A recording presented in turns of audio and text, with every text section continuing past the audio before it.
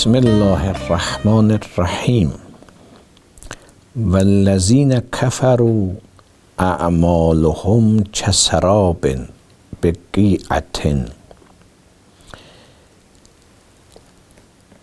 Kur'an bu ayede Nur suresinin 39. ayesinde kafirlerin əməllərinə bir məsəl vurur. İnsan bəzən səhrada görürsən uzaqdan deyir və sudur. Susuzdur, gedir o su xiyal elədiyinin dalınca. Yetişir görür su deyil, mirajdır, sərabdır. Sünni sudur. Su deyil həqiqəti. Orada görür ki, çalışdığı hərəkət, addımlar ki atıbdır bu yolda, hamısı bihudədir, faydasızdır.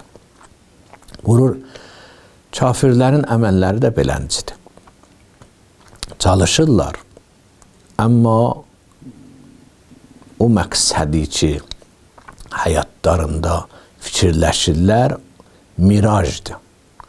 Həqiqətdə su deyil.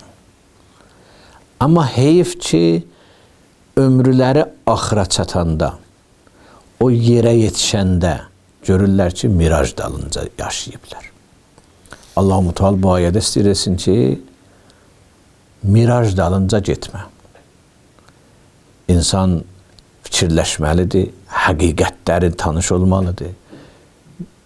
Həqiqətlə məcaz, yəni sünni bir zatları ayırmalıdır və bundan ömrünü həqiqətlər dalınca məsrəf eləməlidir.